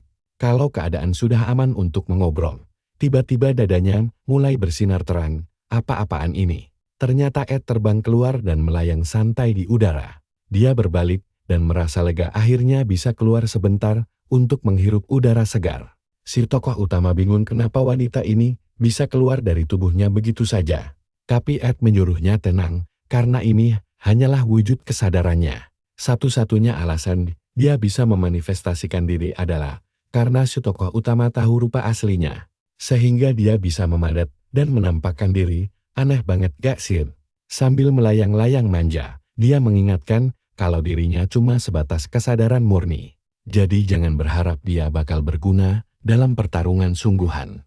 Tapi si tokoh utama malah kagum dengan kekuatan imajinasinya. Serius deh, imajinasi emang sekuat itu, walau cuma buat diomeli. Si tokoh utama langsung emosi jiwa. Dia sudah sering dibuat sakit mata oleh Dewi ini. Jadi minimal Dewi itu harus bisa membantunya melawan monster magis Don. Tapi Dewi malah menyuruhnya berdiri tegap, karena kelas latihan akan segera dimulai. Detik itu juga, dadanya kembali bersinar terang dan sesuatu meluncur keluar hingga membuka sebuah mata misterius pada batang pohon. Si tokoh utama langsung shock melihatnya. Tapi Ed menyuruhnya berhenti terheran-heran dan segera masuk ke dalam. Kalian juga pasti penasaran kan, apa latihannya? Ternyata monster kemarin dianggap terlalu lemah. Makanya Dewi ini sudah menyiapkan beberapa rekan latihan khusus yang jauh lebih greget. Mendengar itu, si tokoh utama langsung bersemangat. Tapi senyum lebarnya dijamin bakal segera sirna. Ed memperingatkannya agar tetap waspada, karena jika dia mati terlalu sering, dia otomatis gagal dalam ujian ini. Dia sempat mengeluh ingin cepat pulang ke rumah, agar orang tuanya tahu dia selamat. Namun Erd menyuruhnya langsung masuk, karena tidak ada waktu untuk berdebat panjang lebar. Erd pun langsung melemparnya masuk, hingga pohon itu tertutup rapat. Erd hanya berdiri diam dengan balon kata kosong lalu lenyap begitu saja dalam sekejap. Tiba-tiba si tokoh utama berpindah ke tempat asing dengan jendela status melayang bertuliskan. Namanya Xavier Benedict, lengkap dengan keahlian sihir dan pedang. Seketika senjata muncul di tangannya, yang merupakan belati andalannya. Tepat di hadapannya, sekelompok pasukan golem batu raksasa mulai berjalan mendekat ke arahnya. Ujian pertamanya adalah mengalahkan 5 golem batu dalam batas waktu 10 menit. Erd memberitahunya, karena ini pertarungan pertama, dia akan memberi beberapa tips berharga. Tapi selanjutnya dia harus berjuang sendirian.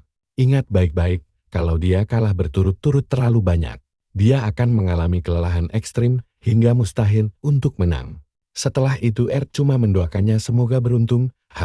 Cuma begitu tipsnya, Tokeder. Para golem langsung menyerbunya. Tapi dia tahu makhluk-makhluk ini jauh lebih lemah dibanding monster magis manapun. Apa latihan begini bisa efektif? Berkat pengalaman menghadapi monster di kehidupan sebelumnya, dia bisa mengukur kekuatan lawan hanya dari tekanannya saja. Melihat jumlah monster yang lumayan banyak ini, dia memutuskan menggunakan sihir sajak karena malas membuang-buang tenaga fisiknya untuk lawan yang sepele seperti mereka. Tembakan energi dahsyat mirip bazooka meluncur dari tangannya, langsung menghantam golem pertama, hingga hancur berkeping-keping. Gila, dia benar-benar menyapu bersih semuanya hanya dalam waktu 5 detik saja. Dia langsung meminta tahap berikutnya dimulai. Tapi Erd mendadak muncul dan kebingungan bertanya apa yang sebenarnya terjadi. Tokoh utama dengan santai menjawab dia menang mutlak. Erd pun menepuk dadanya sambil curiga, dia menyembunyikan kekuatannya. Ini tidak masuk akal, karena mustahil menyelesaikan ujian dalam 5 detik. Tapi si tokoh utama membantah telah menyembunyikan apapun. Menurutnya, Dewi itulah yang aneh, karena mengaku bisa mendeteksi seluruh kekuatannya secara akurat. Tampaknya replika kesadaran miliknya ini tidak memiliki kemampuan hebat seperti tubuh aslinya. Erd yang merasa agak malu, langsung berkilah, kalau dirinya masih dalam tahap belajar dan mengembangkan kekuatan barunya. Tapi sudah kelihatan banget kalau versi jiplakan ini kualitasnya agak murahan. Erd akhirnya mengaku kalah dan menyadari kalau bocah satu ini memang tidak bisa diremehkan. Karena dia sudah paham kekuatannya, tantangan berikutnya pun dimulai. Seketika itu juga, sekumpulan serigala batu muncul bersamaan dengan gerombolan golem batu lainnya. Yang lebih banyak Erd memperingatkannya kalau batas waktu kali ini jauh lebih singkat, yaitu cuma 5 menit saja. Si tokoh utama langsung menyadari kalau makhluk-makhluk ini 2 kali lipat lebih kuat dari sebelumnya, tapi masih tergolong sangat gampang. Kali ini, dia memilih bertarung jarak dekat. Melesat maju menebas golem pertama, menggunakan belatinya dengan sangat rapi. 2 serangan mendadak datang dari atas. Tapi dia melompat lincah ke belakang golem lainnya sambil menyadari kalau kulit mereka sangat keras sehingga sulit mencari titik kelemahan musuh. Saat melayang di udara tanpa celah menghindar, 5 serangan beruntun mengarah kepadanya. Namun dia berhasil berkelit memanfaatkan serangan pertama sebagai pijakan untuk melompat. Menghindari serangan berikutnya ke Erd yang menonton dari kejauhan, dibuat kebingungan setengah mati. Padahal dulu dia sendiri butuh 20 detik untuk menyelesaikan tahap pertama. Berarti apakah bocah ini 4 atau 5 kali lebih kuat dari dewa? Ini benar-benar tidak masuk akal. Monster-monster itu langsung terbelah 2 diiringi ledakan dahsyat. Membuat si Dewi melongo karena dia cuma butuh 1 menit saja.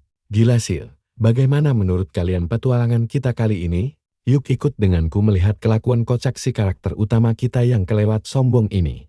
Dia malah mengejek musuhnya karena dianggap terlalu lemah dan cuma membuang-buang tenaga saja. Dia merasa monster itu gak ada apa-apanya, tapi si cewek bilang dia selebrasi kepagian. Monster di sini gak bakal ngasih ampun. Dan benar saja, tiba-tiba kapak raksasa melayang dari arah belakang.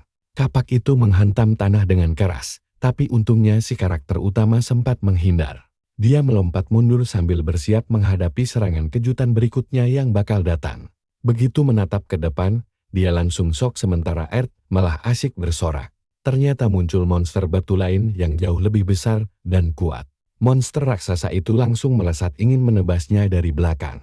Hampir saja tubuhnya terbelah 2 Ed cuma tersenyum santai. Dia kagum tapi mulai terbiasa dengan kemampuan cowok itu. Setelah menghindar, dia sadar golem batu ini adalah lawan asli yang jauh lebih tangguh. Masalahnya sekarang dia harus menghadapi dua golem sekaligus. Ed malah meledeknya, bertanya apa dia sengaja mengalah. Dia menyuruh Ed diam dan bersiap mengakhiri ini. Pertarungan yang sesungguhnya baru saja dimulai.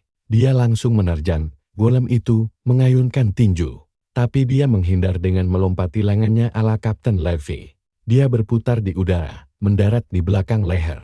Lalu menusukkan pedangnya tepat ke kepala monster itu. Tebasan pertamanya ternyata gagal total, tapi dia yakin bisa mengatasinya. Sialnya, makhluk itu kembali menyerang. Bahkan tiba-tiba ada lengan lain yang tumbuh dari punggungnya seperti monster aneh. Sebuah tinju raksasa langsung melesat ke arahnya. Dia berhasil menahan, tapi duel belati lawan kepalan tangan raksasa jelas gak seimbang. Dia terhempas ke tanah, benar-benar tidak percaya lengan itu muncul tiba-tiba. Nah, perhatikan baik-baik di bagian ini, pertahanan dia mulai goyah. Ed malah asik menyemangatinya tanpa ada niat membantu sedikit pun. Padahal nyawa cowok itu jelas sedang terancam bahaya. Makhluk itu meraung keras, mencengkeram kapaknya, lalu menyerang lagi. Kali ini, dia memilih menggunakan sihir dan meledakkannya dengan elemen api. Tapi dia malah panik sendiri karena kekuatannya kelewat besar. Konyolnya, saat dia mengeluh begitu, serangan kapak maut sudah mengarah tepat ke wajahnya. Kepalanya hampir saja tertebas. Tapi dia malah makin bersemangat ingin tahu seberapa kuat golem ini menahan serangannya. Ledakan dahsyat kembali menghantam target. Kedua golem terus mendekat. Salah satunya terluka parah, tapi yang lain tetap melayangkan tinju. Regenerasi mereka sangat cepat, sehingga semua serangannya menjadi tidak berguna sama sekali. Dia menusuk lagi, tapi tetap percuma, mereka mulai mengepungnya dari segala arah. Sambil menatap musuh di depannya, dia berteriak tidak peduli berapa kali lengan itu tumbuh. Dia akan terus memotongnya. Dan dia benar-benar memotongnya lagi. Sementara itu Ed cuma menonton, sambil memuji kemampuan bocah itu. Gak lama kemudian, dia kembali berhadapan dengan kedua golem, yang lengannya sudah buntung lagi. Akhirnya, setelah dihancurkan berkali-kali, kemampuan regenerasi mereka berhenti karena kehabisan energi. Dia menarik napas dalam-dalam, tubuhnya sangat lelah. Tapi kondisi ini justru bagus, agar dia bisa menjadi jauh lebih kuat. Dia yakin bertemu Ed adalah sebuah keberuntungan besar. Ya, aku setuju denganmu, bocah. Itu keberuntungan bagi kita semua. Sekarang dia hanya butuh satu celah lagi, untuk menebas habis kedua golem tersebut. Puing-puing batu hancur berantakan, dan Ed memuji kehebatannya. Kini dia makin bersemangat, dan menantang siapa lawan berikutnya. Ed menatapnya, dan sadar bocah ini adalah monster yang terlahir untuk bertarung. Ed sebenarnya ingin menyudahinya, tapi karena dia masih bersemangat, mereka lanjut berlatih. Beberapa waktu kemudian, adegan pun berpindah memperlihatkan suasana di area perkotaan. Si karakter utama bahkan membeli pakaian baru dan mainan kecil yang sekiranya disukai Helena. Namun di tengah jalan, dia melihat sekelompok pria di sebuah gang sedang memeras seorang gadis. Ternyata gadis itu adalah Tiffania, orang yang dia kenal sebelumnya. Dia bingung melihat situasi itu, apalagi Tiffania sedang memeluk erat dua ekor anak burung. Para berandalan itu berwajah sangar dan mengancam akan membawanya paksa jika tidak menyerahkan. Burung-burung itu tiba-tiba terdengar teriakan lantang dari belakang mereka. Begitu menoleh, satu orang langsung terkena tendangan sepatu tepat di mulutnya. Temannya terkejut, setengah mati, tapi sebelum sempat bereaksi, sebuah tinju keras mendarat di perutnya hingga dia tersungkur. Keduanya pun tumbang. Si karakter utama membantu Tiffania berdiri, lalu menanyakan kejadian sebenarnya. Dia menceritakan awalnya ingin membeli makanan, tapi melihat anak burung jatuh dari sarang. Dia berniat menolongnya hingga akhirnya dihadang para berandalan tadi. Kalian juga pasti ngerasa kota ini agak aneh. Benar saja, tiba-tiba seorang pria berambut pirang yang menyebalkan muncul dan memarahi mereka. Karena berani memukul orang lalu pergi begitu saja. Pria bernama Damian itu bertanya apa mereka pikir bisa pergi tanpa isinya. Melihat dirinya mulai dikepung oleh banyak prajurit, si karakter utama meminta semuanya untuk tenang sebentar. Dia beralasan para berandalan itu yang menyerang duluan. Namun Damian menegaskan di kastil Carpin yang damai ini, kekerasan dalam bentuk apapun dilarang keras, makanya dia harus ditangkap. Tapi kalau mau menangkapnya, bukankah kalian juga memakai kekerasan? Tiffany mulai panik dan bertanya apa yang harus dilakukan. Tapi dia menenangkannya dan berjanji akan mengurus semuanya. Kini dia sangat yakin ada yang tidak beres dengan kota ini. Jika mereka melawan sekarang, masalahnya pasti akan bertambah rumit. Jalan terbaik adalah menyelesaikannya secara damai. Dia akhirnya bersedia bertanggung jawab penuh asalkan gadis itu dibebaskan.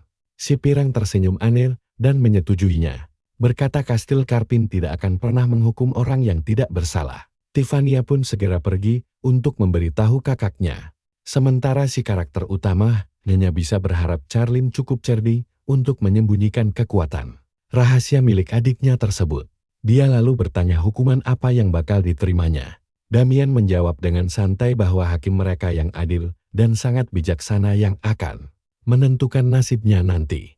Suara palu sidang terdengar nyaring, dan hakim langsung menjatuhkan hukuman mati kepada Xavier Benedict. Dia sangat terkejut, sekaligus menyadari ada konspirasi busuk di sini. Sisi baiknya, Charlene dan adiknya pasti sudah kabur jauh, jadi kalau dia mau, dia tinggal mengamuk saja untuk meloloskan diri. Tapi dia sengaja memprotes dan berkata bahwa keputusan hakim itu sangat tidak masuk akal. Penjaga menyuruhnya diam, tapi dia malah menyindir mereka yang menyalahgunakan wewenang kepada warga sipil sementara iblis dibiarkan bebas berkeliaran. Sang hakim menegaskan bahwa dia tidak akan bisa lolos. Dia langsung mengeluarkan sihir api dan berniat menunjukkan cara kabur yang epik. Hakim panik dan mengira bocah ini penyihir hebat. Padahal dia cuma menyalakan 5 batang korek api di tangannya. Damian mulai panik ketakutan dan meminta anak buahnya segera melaporkan hal ini kepada tuan mereka. Banyak prajurit bersenjata tombak langsung mengepungnya. Sementara hakim berteriak marah bahwa status penyihir tidak membuatnya kebal hukum. Dia diminta menyerah, karena tidak ada yang bisa lolos dari kastil. Namun gertakan itu justru membuatnya makin tertantang, dan sedetik kemudian, ledakan dahsyat langsung menghancurkan seluruh ruangan tersebut. Di luar, orang-orang panik sementara Charlene terus memacu kudanya demi menyelamatkan adiknya. Dia meminta adiknya percaya pada Xavier, mereka hanya akan menjadi beban jika tetap bersama. Demi keselamatan bersama, mereka harus pergi sejauh mungkin meninggalkan kota terkutuk ini. Warga sekitar pengadilan sibuk mencari tahu asal suara ledakan tadi. Sementara si karakter utama menyelinap pergi dengan santai. Kobaran api dan kekacauan tersebut cukup untuk mengulur waktu baginya. Yang terpenting baginya adalah memastikan Charlene dan adiknya berhasil lolos dengan aman. Dia terus berlari menyusuri jalanan. Lalu adegan berpindah ke area kastil yang dijaga ketat. Damian datang dengan terengah-engah ingin menemui tuannya. Tapi dia malah tersandung dengan sangat konyol hingga jatuh tersungkur dan menjatuhkan anak kucing. Malam itu, Charlene memutuskan berhenti di tengah hutan untuk berkemah. Tiffany bertanya apa dia yakin Xavier akan baik-baik saja. Kakaknya menjawab bahwa Towok itu sudah menolong mereka 2 kali, jadi mereka harus mempercayainya. Sampai di sini dulu perjalanan kita kali ini, percayalah. Kalian pasti gak sabar nunggu kelanjutannya, karena petualangan seru dan pertarungan epik sih. Karakter utama baru saja dimulai. Kalian harus lihat ini pas dia lagi bingung mau ngapain. Tiba-tiba ada tangan misterius yang langsung meluk perutnya dari belakang. Dia digendong lompat-lompat lewat atap, lalu dijatuhkan ke cerobong asap, sampai mental keluar lagi. Asli, dia digotong kayak karung beras, tanpa perlawanan. Dia bangun sambil shock berat, karena gak bisa merasakan hawa keberadaan orang itu sama sekali. Baru deh si bapak ini malah santai memperkenalkan dirinya. Dia ini Kapten Ksatria Kastil Karpin, Soren Tholon Bonen. Nama yang kelewat ribet, panggil saja dia Soren. Si karakter utama kayaknya tahu siapa dia. Soren adalah seorang science person yang sangat legendaris. Soren kelihatan bingung karena gelar itu baru ada di masa depan. Lalu tertawa ramah dan bilang si bocah terlalu berlebihan memujinya. Setelah itu, karakter utama kita mulai monolog keren seperti biasanya. Di kehidupan lampauku saat perang melawan Raja Iblis, pria ini bertarung gagah berani di garis depan. Setelah 10 tahun bertempur, dia mendadak hilang. Siapa sangka dia sekarang malah jadi kapten di sini. Soren menatapnya heran dan bertanya apa yang sebenarnya dia lakukan. Tiba-tiba saja karakter utama kita berteriak kencang. Mengaku kecewa pria sehebat Soren malah mau mengabdi di tempat tiran sekorup ini. Soren bilang dia asal tuduh, tapi si bocah menjelaskan kalau dia cuma menolong gadis kecil di jalanan tapi malah divonis mati. Hukum macam apa coba yang dipakai kastil ini? Kalau aturannya begitu, pasti sudah banyak orang gak bersalah yang mati. Soren langsung berdiri dan membalas kalau si bocah sendiri sudah membakar banyak orang dengan sihirnya. Jadi jangan sok suci dulu. Tapi argumen itu salah besar. Padahal kan dia mau dieksekusi. Jadi itu murni pertahanan diri dong. Si bocah beralasan kalau kekacauan itu cuma pengalihan saja. Lagi pula, pengadilan korup kayak begitu memang pantas hangus jadi abu. Tiba-tiba, Soren menghunuskan pedang tepat di depan wajahnya dan menuntut jawaban tentang identitas. Aslinya, sangat tidak masuk akal bocah seumuran, dia bisa menguasai sihir tingkat tinggi. Tapi karakter utama kita sama sekali gak gemetar. Dia malah menantang apakah Soren tega membunuhnya demi sebuah jawaban. Soren mengabaikan pertanyaan itu dan malah bertanya apa dia bisa memakai pedang. Sekarang perhatikan baik-baik. Si bocah langsung shock berat. Karena dia merasa tidak pernah menunjukkan kemampuan pedangnya sekalipun. Soren tertawa dan bilang ekspresi wajahnya sudah menjelaskan semuanya. Jadi si bocah ini jenius langka yang menguasai sihir sekaligus pedang. Sayang sekali, dia belum belajar cara menyembunyikan emosinya di depan musuh. Si bocah masih kebingungan dengan niat pria ini. Dia memang sudah berlatih mati-matian selama 10 tahun terakhir di kehidupan lalunya. Tapi pria paruh baya di hadapannya ini adalah sang dewa pedang legendaris. Pada titik ini, kekuatannya bahkan sulit diukur dengan akal sehat. Soren menyuruh si bocah untuk santai saja karena wajahnya tegang banget kayak mau pingsan. Dia gak perlu khawatir sama sekali. Soren ternyata gak berniat menangkapnya. Karakter utama kita bingung kenapa pria itu malah tertawa geli melihat rasa penasarannya yang tinggi di tengah kebingungan itu. Soren tiba-tiba mengulurkan tangannya dan mengaku sangat menyukai anak berbakat. Gimana kalau si bocah jadi muridnya saja? Si bocah langsung melongo heran. Kenapa pendekar sekuat itu mendadak menawarkan hal seistimewa ini? Soren menjelaskan karena dia sangat kuat. Muridnya juga harus punya bakat yang luar biasa. Si bocah lalu memperkenalkan diri sebagai Benedict. Soren merasa pernah mendengar nama itu. Tapi yang penting sekarang adalah jawabannya. Tentu saja si bocah sangat tertarik menjadi muridnya. Masalahnya, dia sudah terlalu lama pergi dari rumah dan harus segera pulang agar keluarganya tidak cemas setengah mati mencari dirinya. Soren bertanya apa dia kabur dari rumah, tapi si bocah menjawab ceritanya jauh lebih rumit dari itu. Ditambah lagi, saat ini dia adalah buronan paling dicari di kota Carpin, yang bisa membawa masalah besar bagi Soren nantinya. Soren tidak peduli sama sekali. Baginya, Kastil Carpin sekarang sudah jauh berubah dari yang dia kenal dulu. Si bocah sadar kalau Soren sendiri pun muak dengan aturan korup di kastil tersebut. Soren menanyakan lokasi rumahnya, dan si bocah menjawab ada di Kastil Tulang. Soren santai saja dan berjanji mengantarnya ke sana dalam sehari saja. Membuat Zafir langsung kebingungan. Apa dia seserius itu mau meninggalkan kotanya? Soren menjelaskan kalau sekarang dia cuma kapten formalitas yang gak punya tugas asli. Jadi gak bakal ada yang sadar kalau dia mendadak hilang beberapa hari. Si bocah heran setengah mati kenapa sang legenda bisa kehilangan pengaruhnya. Kalian juga penasaran kan? Tapi Soren langsung memotong lamunannya dan mengajak berangkat saat itu juga. Ayo bocah, gerak cepat. Si bocah yang masih bingung bertanya, "Lau, mau kemana?" Soren menyuruhnya santai karena dia sudah menyiapkan kuda agar mereka bisa segera pergi dari sana. Semua ini terasa terlalu gampang. Apa bapak ini tulus menjadikannya murid? Demi keamanan, dia memilih merahasiakan Charlene dan Tiffania dulu. Takutnya ini semua cuma rencana licik terselubung. Mereka akhirnya sampai di sebuah rumah. Soren membuka gerbang dan memanggil anak bernama Lucia yang lagi main ayunan. Rasanya aneh ya, baru kali ini saya lihat manhwa yang isinya banyak bocil perempuan. Tolong Pak Polisi, saya cuma merangkum alur ceritanya saja ya. Gak ada niat aneh-aneh. Si bocil langsung lari memeluk Soren dengan ceria. Pas Soren nanya apa dia kangen ayahnya, waduh, kirain tadi adiknya ternyata anaknya. Bapak satu ini ternyata sudah punya keluarga harmonis. Si bocil langsung menunjuk si bocah sambil bertanya siapa orang bodoh itu. Soren menjawab dia kalan muridnya, membuat si bocil berlari girang memanggil ibunya. Karakter utama kita mendadak terharu, karena tingkah lucu bocil itu mengingatkannya pada adiknya. Sendiri di dalam rumah, terlihat Alicia Lambinen yang sedang hamil besar menyambut kedatangan Soren dengan senyuman hangat. Dia terkekeh ramah saat Soren memperkenalkan si bocah yang langsung memberi salam dengan sopan. Begitu ditanya apa dia lapar, si rakus satu ini jelas langsung mengangguk cepat tanpa malu-malu.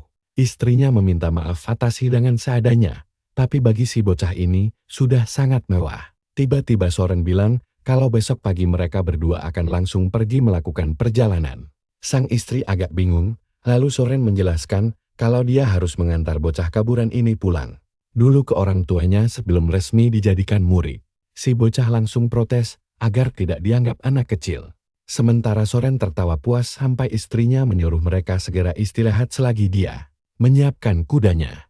Lucia bertanya, apa ayahnya akan pergi lama? Dan Soren menjawab perjalanannya sangat singkat, sampai dia gak sempat merindukannya.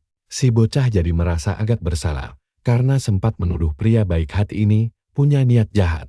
Tapi ya, kalau Soren gak berniat jahat, orang lain pasti punya niat buruk. Tiba-tiba pintu depan ditendang paksa sampai hancur. Soren langsung berdiri siaga mendengar teriakan ancaman dari luar. Dia menyuruh si bocah membawa Lucia bersembunyi ke lantai atas. Soren langsung melesat ke pintu sementara si bocah cuma bisa pasrah karena sadar Soren jauh lebih kuat darinya saat ini. Dia bergegas naik ke atas bersama Lucia yang kebingungan dengan situasi mencekam itu. Di luar rumah, Soren bertanya pada Alicia apa yang terjadi. Dan sang istri bilang para bajingan ini mendadak menerobos masuk. Damin mengejut kalau Kapten Soren kedatangan tamu yang sangat mencurigakan. Soren balik bertanya kenapa mereka ada di sini dan menuduh mereka membuntutinya. Damin merasa ucapan kasar itu tidak pantas diucapkan kepada atasan. Soren menegaskan ini adalah rumah pribadinya, jadi dia bebas membawa siapapun. Jelas saja Damin menolak alasan itu dan menuduh Soren sengaja menyembunyikan buronan berbahaya kastil. Soren balik bertanya, apakah hukum konyol kastil itu masuk akal bagi Damin? Si pria aneh itu sambil mengelus kucingnya menjawab, kalau keadilan gak penting. Yang utama kastil tetap damai sejak hukum itu dibuat. Baginya tidak ada yang lebih berharga daripada kedamaian palsu itu. Selagi perdebatan memanas di bawah, si bocah menenangkan Lucia di lantai atas agar tetap diam. Dia mengintip dari jendela dan mendengar Damin mengancam akan menggeledah paksa jika buronan itu tidak diserahkan. Si bocah teringat di kehidupan lampaunya. Soren juga menghilang tanpa jejak. Mungkin kejadian itu ada hubungannya dengan si Damin ini. Sangat menyedihkan, tiap kali sebuah tempat mulai korup, orang jahatlah yang diuntungkan. Sedangkan orang baik, seperti Soren hanya akan dimanfaatkan, lalu dibuang begitu saja. Si bocah sadar, kalau dia terus sembunyi di sini, seluruh keluarga Soren akan terseret bahaya. Dia pamit pada Lucia dan menyuruhnya tumbuh kuat, agar bisa melindungi orang tuanya kelak. Lucia mengangguk mantap, lalu si bocah memberikan jempol tanda percaya. Dia menyuruh Lucia bersembunyi di lemari dan jangan keluar sebelum aman. Tiba-tiba pintu kamar didobrak prajurit, tapi bukannya sembunyi. Si bocil malah duduk santai sambil menggambar dan bertanya ada perlu apa mereka kemari. Soren langsung panik dan menyuruhnya berdiri agar tidak masuk angin. Sambil bersyukur dalam hati karena Zafir berhasil lolos. Menurut kalian, kemana Zafir bakal kabur sekarang? Sini kumpul. Kita intip Lucia yang lagi ditanya Paman Damin soal temen barunya. Si pirang berlutut nyeri tuh vokal. Tapi Lucia cuma pasang muka polos sok gak tahu. Temen apa sih? Damin bilang dia jelas-jelas lihat mereka berdua naik ke atas barang. Lucia malah ngeles mungkin itu hantu. Terus dia pasang muka super ketakutan sampai akhirnya Damin terpaksa nyerah. Gue kirain dia bakal ngamuk terus langsung bebas leher orang di sana. Tapi serius deh, apa Soren emang pengen keluarganya mati konyol? Dia nyamperin Damin terus komik, lu udah ngacak-ngacak rumah gue. Terus lu pikir istri gue yang bakal beresin? Istrinya juga ikutan nimbrung melarang dia pergi, dan kocaknya Damin nurut aja. Padahal baru aja mereka diancam kan? Tapi Damin pasrah aja, Lucia ngasih jempol ke Soren yang dibalas balik sambil berharap suatu hari bisa ketemu Zafir lagi, sementara si tokoh utama sekarang lagi kabur. Dia tahu Soren bakal ngerti kalau pilihan terbaik sekarang adalah menghilang. I really need to find Charlene and Tiffany fast and get out of there and go home because Ray. Naughty still trust the protagonist 100%. Lu pikir dia bakal selamat? Jelaslah, dia bakal lolos hidup-hidup. Cewek itu bahkan senyum seneng banget jujur. Gue sih ogah punya temen kayak gitu. Mereka gak ngapa-ngapain, cuma duduk nunggu di hutan. Untungnya setelah sekian lama nunggu, si bocah akhirnya muncul dengan muka kecapekan. Dan dengan begitu, kita akhirnya balik lagi ke kota Ansaf. Kuda kereta lepas, dan mereka takjub lihat kotanya yang gede dan ram. Orang-orang pada ngeliatin, heran siapa sih rombongan si rambut biru ini. Tapi tiba-tiba ada satu orang yang langsung ngenalin dia. Kok mirip anaknya Benedict ya? Bukannya itu bocah yang hilang waktu itu. Di dekat kedai pojokan, ada cewek yang lagi beres-beres ngedumel kotanya berisik banget hari ini. Gue lupa namanya jadi gak bakal gue sebut deh. Tapi teman lamanya dari awal cerita ngeliat si tokoh utama lagi berdiri di samping cewek lain. Sambil senyum-senyum bahagia, dia langsung ngangkat gaun kecilnya terus lari ke girangan. Berhenti tepat di depannya sambil manggil nama si MC. Safir ngenalin Cecily dan meluk dia dengan bahagia pas kertanya lewat. Sambil gandeng tangannya, dia ngenalin si rambut biru Charlene dan adik kesayangannya, Tiffania. Cecily menyapa mereka berdua, lalu si tokoh utama ngajak semuanya buat main ke rumahnya. Angin sepoi-sepoi berembus pas ibunya lagi duduk di bangku mikirin Safir. Pas dia nengok ke samping, dia lihat si bocah berdiri di sana dengan gambar yang saking burik. Gambarnya, matanya aja gak kelihatan.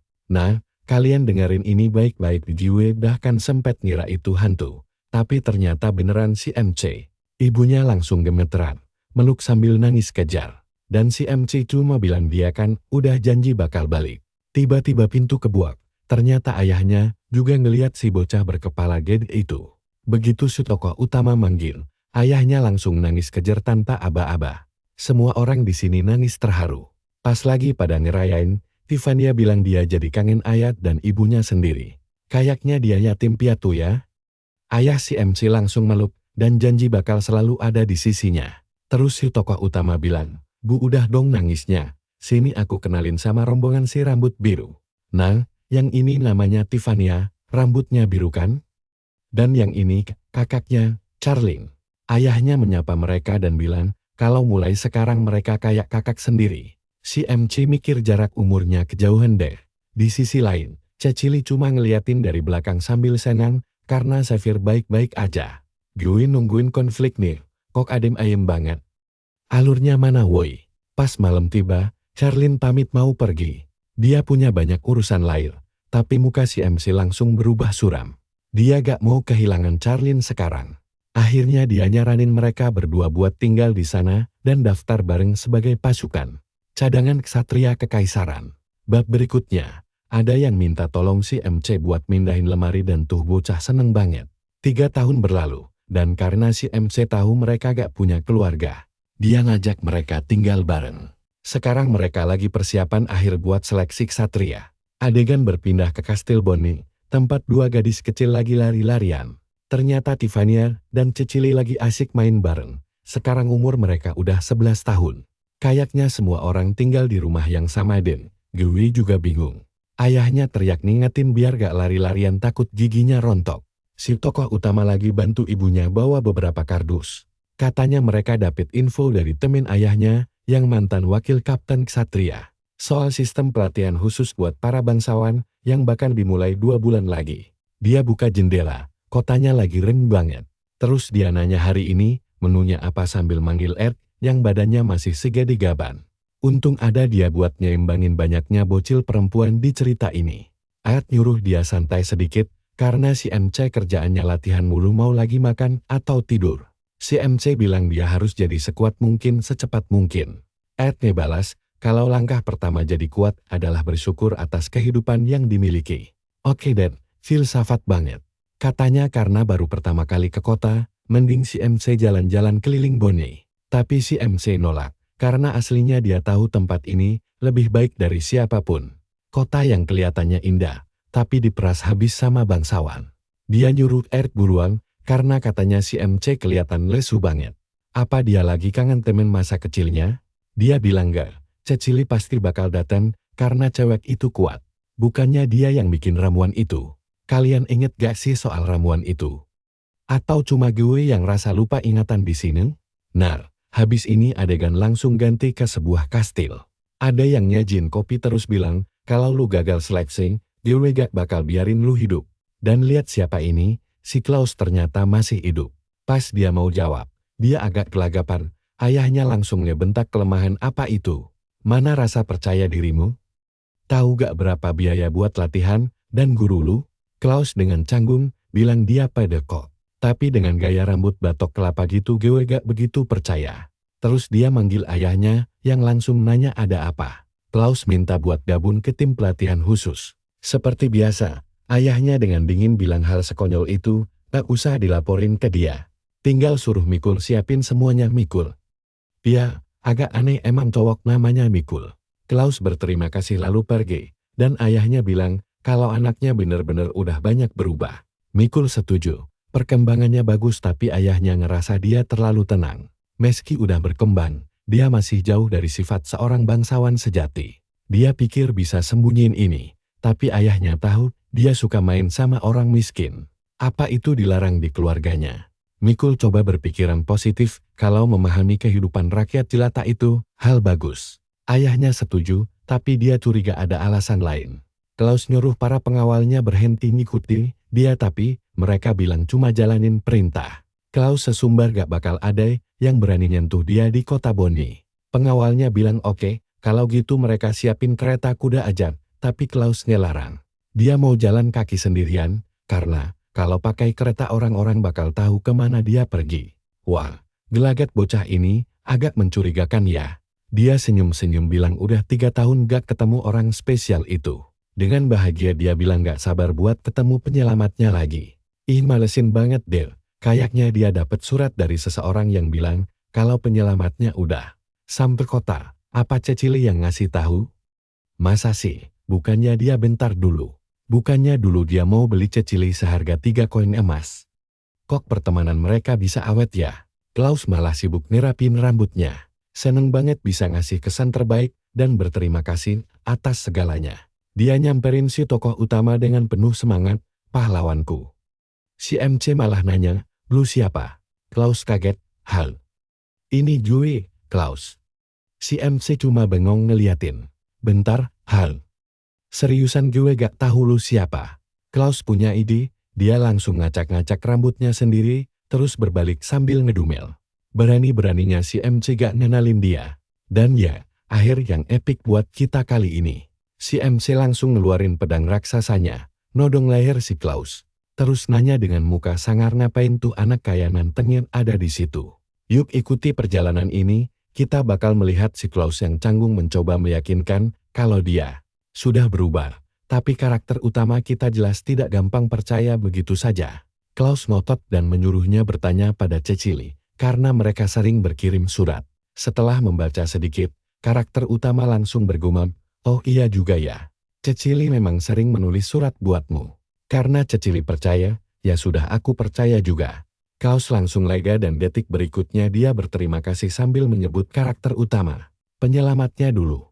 Mulai sekarang, dia bakal memanggilnya kakak tertua selamanya. Dia langsung maju memeluknya eret dan bilang sudah lama menantikan hari ini. Kalau butuh bantuan apapun, tinggal bilang saja, dia siap bantu.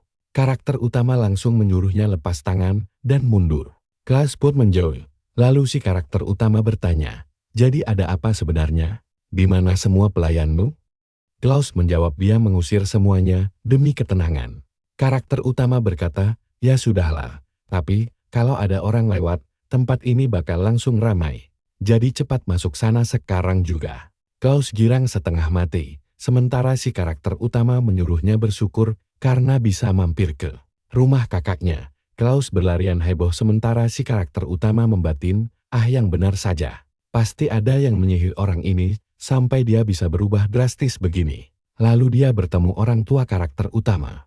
Klaus langsung membungkuk, dan memperkenalkan diri sebagai orang yang nyaris dimakan monster sihir.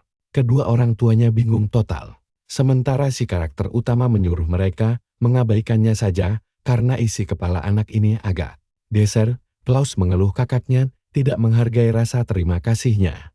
Sang ayah merasa aneh.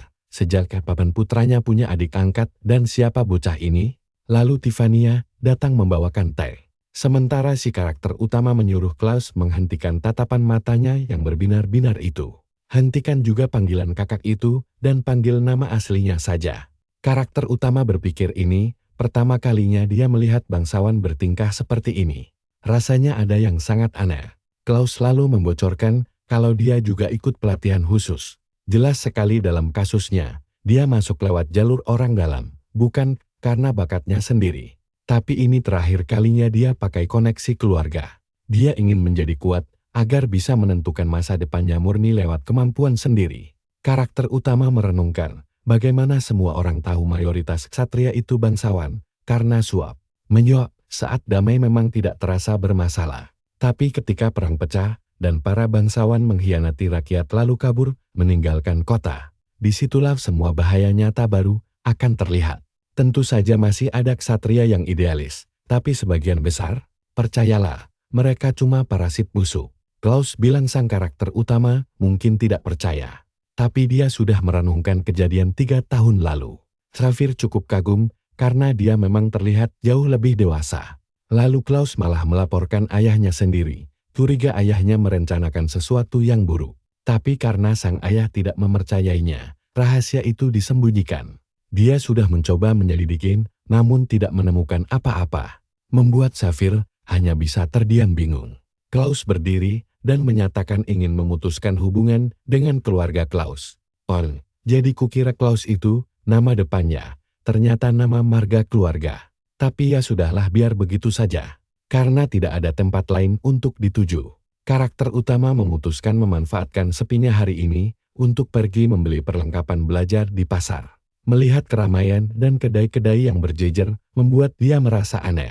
Di kehidupan lampau, tempat ini hancur total akibat satu serangan iblis saja. Berhubung ujian makin dekat, banyak yang menjual buku tips jadi ksatria hingga senjata tajam.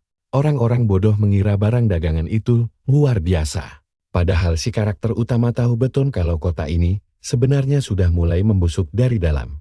Kapan orang-orang akan sadar? Mungkin sebagian tahu, tapi memilih bungkam. Karakter utama lalu menghampiri toko ransel kecil dan menanyakan harganya kepada si penjual. Penjual meminta 15 koin dan karakter utama membeli 2. Mendadak terdengar kegaduhan di belakangnya. Seorang wanita berteriak tasnya dijambret.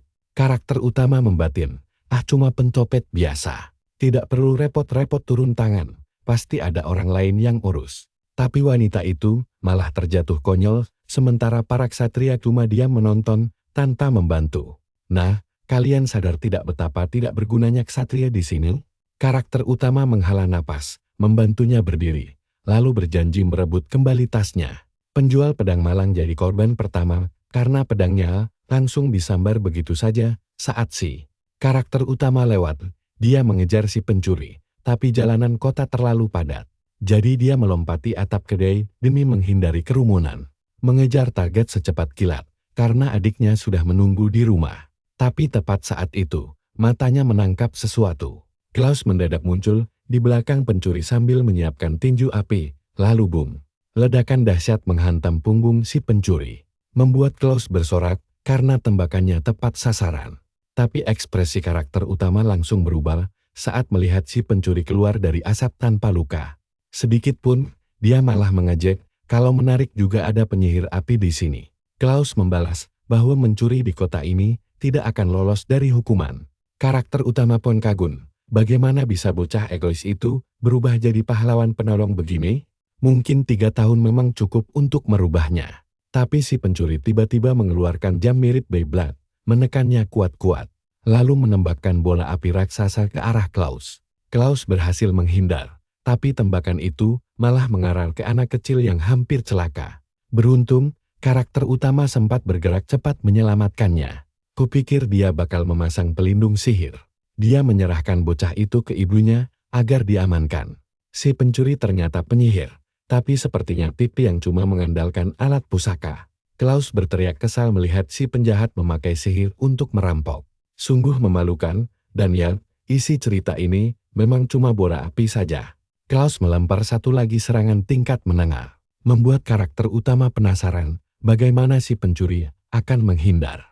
Ledakan terjadi lagi, seperti biasa, dia menghindar dengan melompat lincah layaknya adegan Naruto. Lalu Klaus mulai memberondong, tembakan bertubi-tubi bagaikan Uzumaki yang sedang mengamuk.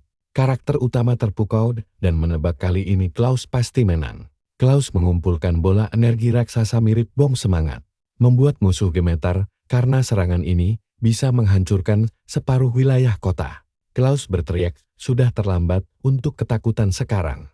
Namun raut wajah pencuri malah berubah likik. Sambil memamerkan jam Beyblade miliknya, dia menyayangkan Klaus harus berhadapan dengan pusaka itu. Klaus menembakkan energinya, tapi si pencuri menekan tombol ganda seraya mengejek kalau serangan itu tidak mempan. Bola raksasa tersebut membentur dinding udara, berputar balik, lalu meluncur kencang menyerang Klaus sendiri. Bangsawan muda malang itu membeku ketakutan karena tidak tahu cara menghindar dari api yang meluncur lurus ke wajahnya. Tapi tenang saja, karakter utama kita selalu siap beraksi. Dia pasang badan, ledakan pun terjadi. Lalu tangan kokoh muncul menembus kobaran api. Karakter utama berdiri tegak memancarkan aura luar biasa. Klaus menangis haru sementara si pencuri melongo kebingungan. Bagaimana bisa anak kecil menahan serangan dahsyat itu dengan tangan kosong? Bergaya layaknya preman, karakter utama bilang jam tangan itu menarik. Terlalu mewah untuk pencopet, jadi serahkan padanya. Sebelum musuh sempat beraksi, karakter utama melesat maju sambil menantang apakah jam itu bisa menangkis tebasan pedang juga. Si pencuri buru-buru menekan tombolnya demi memberi pelajaran pada anak bau kencur ini. Jam pembalik itu ternyata tidak cuma memantulkan sihir. Pusaran angin puyuh langsung menelan tubuh karakter utama. Tapi dia bahkan tidak peduli dengan ocehan si penjahat. Targetnya cuma satu, yaitu merebut jam berharga itu. Sempat terlihat menghindar di udara. Serangan beruntun terus datang mengincarnya dari bawah hingga arah belakang. Entah bagaimana dia memijak angin serangan musuh, lalu melesat maju bagai peluru. Aku lupa satu hal penting, dia kan menyimpan kekuatan wanita cantik di dalam tubuhnya. Kita lihat kelanjutannya nanti. Halo teman-teman, mari kita tonton bareng momen epik saat teknik angin meluncurkan pedangnya tepat ke muka si pencuri, jam sakunya jatuh. Dan Klaus langsung bersorak memuji kehebatan kakak tertua kita. Diancam pedang raksasa di depan muka, si pencuri gemeteran setengah mati sampai tidak berani gerak. Karakter utama kita langsung bilang, oke, lu kalah. Balikin semua barang curiannya, atau gua tebas lu. Si pencuri sempat ragu sedetik. Tapi si karakter utama langsung mengancam tidak akan memperingatkannya lagi. Si pencuri akhirnya memohon, tunggu sebentar, ambil barang ini. Cuma ini saja yang saya punya, oke? Nah, perhatikan baik-baik di sini, karakter utama melempar barang itu dan minta alat sihirnya. Si pencuri menangis, karena capek-capek mencuri malah direbut balik. Safir langsung menyindir, "Lar, kamu sendiri juga hasil nyolong? Jadi, sekarang gua curi balik dari lu." Si pencuri bingung, "Lu kan pendekar pedan, ngapain butuh barang sihir begitu?" Tapi Safir malas basa-basi dan bilang dia kesini bukan buat ngobrol. "Serahkan sekarang, atau bakal direbut paksa." Si pencuri ketakutan, menyerahkannya sambil minta maaf. Karakter utama kita tersenyum puas, "Bagus. Sekarang waktunya lu mendekam di sel penjara untuk menebus semua kejahatan lu." Tiba-tiba seorang penjaga muncul dari kerumunan dan menahan si pencuri. Karakter utama kita cuma bisa membatin, dasar penjaga tidak berguna. Baru nongol pas masalahnya kelar, benar-benar ahli dalam cari gampangnya saja. Kalian sadar tidak? Klaus girang banget berterima kasih karena diselamatkan bak pangeran. Tapi si karakter utama bilang Klaus cuma lagi beruntung saja. Karena pencuri itu memang hanya mengincar barang magis tersebut. Tapi sebelum itu, mereka harus mengembalikan barang milik seorang wanita.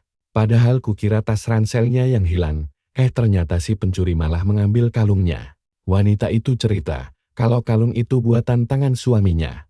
Lalu dia menangis haru sambil berterima kasih. Karakter utama bilang tidak masalah.